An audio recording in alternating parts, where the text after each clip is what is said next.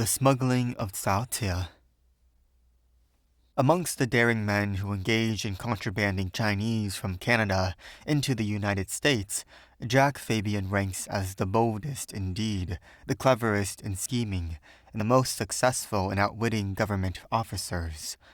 Uncommonly strong in person, tall and well-built, with fine features and a pair of keen, steady blue eyes, gifted with a sort of rough eloquence and of much personal fascination, it is no wonder that we fellows regard him as our chief, and are bound to follow where he leads.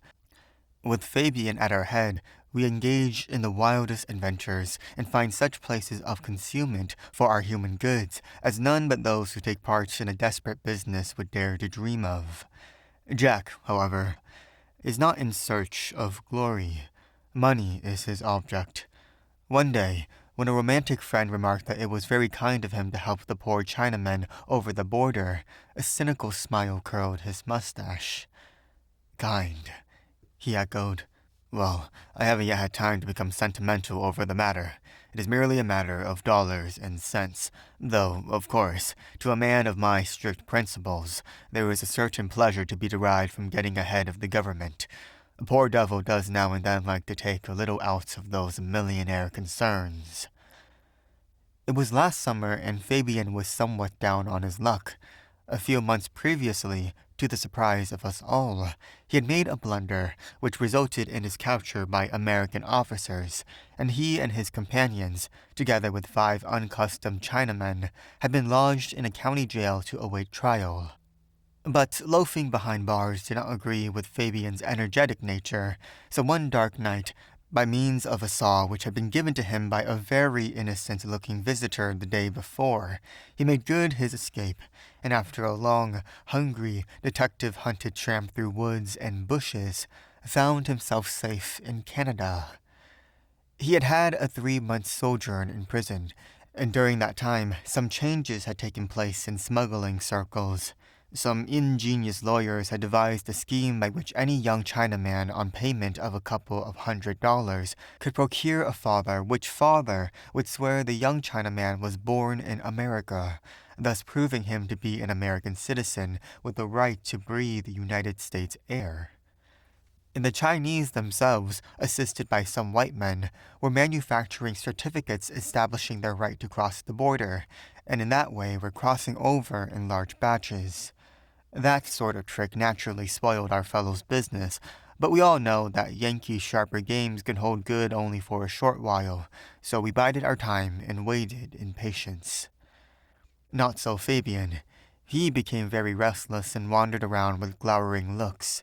He was sitting one day in a laundry, the proprietor of which had sent out many a boy through our chief's instrumentality.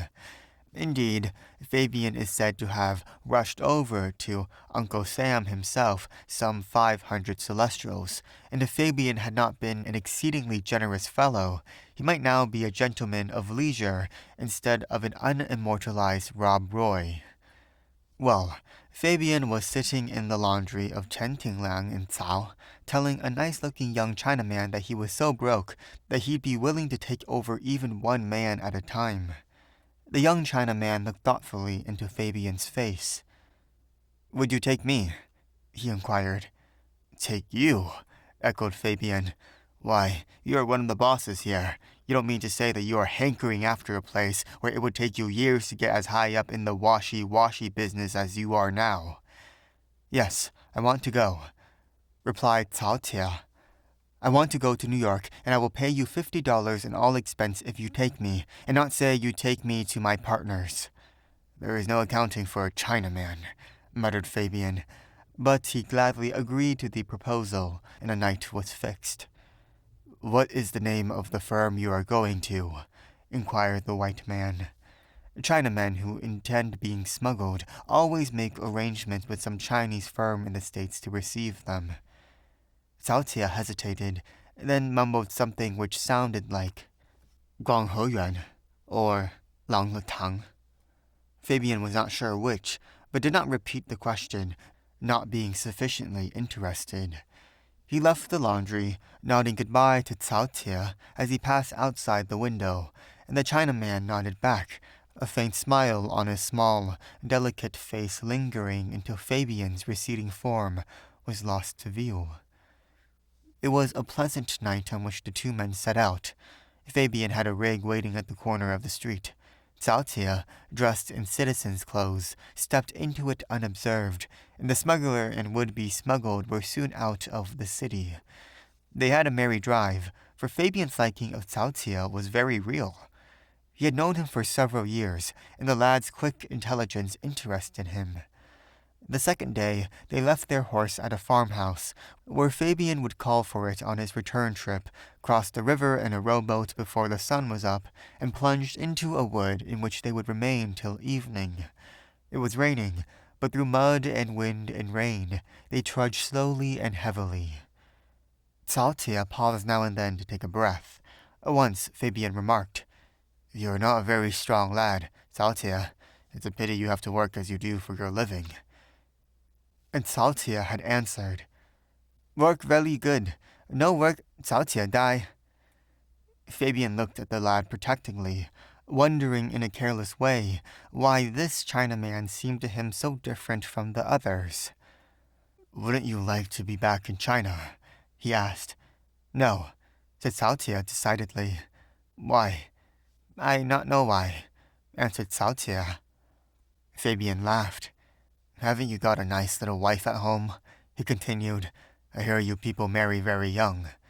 "No, I no wife," asserted his companion with a choky little laugh. "I never have no wife." "Nonsense," joked Fabian. "Why, Cao, think how nice it would be to have a little woman cook your rice and to love you." "I not have wife," repeated Cao seriously. "I not like woman, I like man." "You confirmed old bachelor," ejaculated Fabian. "I like you," said Cao, his boyish voice sounding clear and sweet in the wet woods. "I like you so much that I want to go to New York, so you make $50. I no friend in New York." "What?" exclaimed Fabian. "Oh, I sorry I tell you, Cao, very sorry." And the Chinese boy shuffled on with bowed head. "Look here, Cao," said Fabian. "I won't have you do this for my sake. You have been very foolish, and I don't care for your $50. I do not need it half as much as you do. Good God, how ashamed you make me feel. I, who have blown my thousands in idle pleasures, cannot take the little you have slaved for. We are in New York State now. When we get out of this wood, we will have to walk over a bridge which crosses a river. On the other side, not far from where we cross, there is a railway station. Instead of buying you a ticket for the city of New York, I shall take train with you for Toronto." Cao did not answer. He seemed to be thinking deeply. Suddenly, he pointed to where some fallen trees lay. "Two men run away behind there!" cried he. Fabian looked round them anxiously. His keen eye seemed to pierce the gloom in his endeavor to catch a glimpse of any person, but no man was visible, and, save the dismal sighing of the wind among the trees, all was quiet. "There's no one," he said somewhat gruffly. He was rather startled, for they were a mile over the border, and he knew that the government officers were on a sharp lookout for him, and felt, despite his strength, if any trick or surprise were attempted, it would go hard with him. "If they catch you with me, it be too bad," sententiously remarked Cao. It seemed as if his words were in answer to Fabian's thoughts. "But they will not catch us, so cheer up your heart, my boy," replied the latter, more heartily than he felt. "If they come, and I not with you, they not take you, and it be all light." "Yes," assented Fabian, wondering what his companion was thinking about. They emerged from the woods in the dusk of the evening, and were soon on the bridge crossing the river. When they were near the center, Cao stopped and looked into Fabian's face. "Man come for you. I not here. Man no hurt you." And with the words he whirled like a flash over the rail. In another flash, Fabian was after him, but though a first-class swimmer, the white man's efforts were of no avail, and Cao was borne away from him by the swift current. Cold and dripping wet, Fabian dragged himself up the bank and found himself a prisoner. "So, your Chinaman threw himself into the river. What was that for?" asked one of the government officers. "I think he was out of his head," replied Fabian, and he fully believed what he uttered. "We tracked you right through the woods," said another of the captors. "We thought once the boy got sight of us." Fabian remained silent. Cao Tia's body was picked up the next day. Cao Tia's body, and yet not Cao Tia, but Cao Tia was a youth, and the body found with Cao Tia's face and dressed in Cao Tia's clothes was the body of a girl, a woman. Nobody in the laundry of Chen Tianlang and Cao, no Chinaman in Canada or New York, could explain the mystery. Cao Tia had come out to Canada with a number of other youths. Though not very strong, he had always been a good worker and very smart. He had been quiet and reserved among his own countrymen, had refused to smoke tobacco or opium, and had been a regular attendant at Sunday schools and a great favorite with mission ladies. Fabian was released in less than a week. "No evidence against him," said the commissioner, who was not aware that the prisoner was the man who had broken out of jail but a month before. Fabian is now very busy. There are lots of boys taking his helping hand over the border, but none of them are like Cao Tia, and sometimes, between whiles, Fabian finds himself pondering long and earnestly over the mystery of Cao Tia's life and death. Narrator here. A white, rugged smuggler comes into town. A lonely Chinese man in a washing machine place thing. Like, how wet will it get? And he was like it's kind of like the setting up for like a adult video. It also kind of feels like the opposite of Mulan. I don't really know why, but it feels like the opposite of Mulan. But it's kind of exactly like Mulan, but it kind of feels like the opposite of Mulan. I really thought this was gonna be like a gay romance story, but no, it's just another story ending in a dead Chinese girl, but in Canada, or not really Canada, like in New York or something like that, or maybe close to New York, like right outside the train to New York, something like that. I don't know. We have got to stop killing ourselves. The girls, you gotta stop killing yourself because of men. They're gonna die anyway. They're gonna die early anyway. Like this smuggler dude, he's not living a safe life. He's probably gonna go to Australia and wrestle a shark and die drowning with his fucking leg bitten off. Like he's not gonna live very long. But you, girl, will live. You will live. Don't die. Anyways, peace.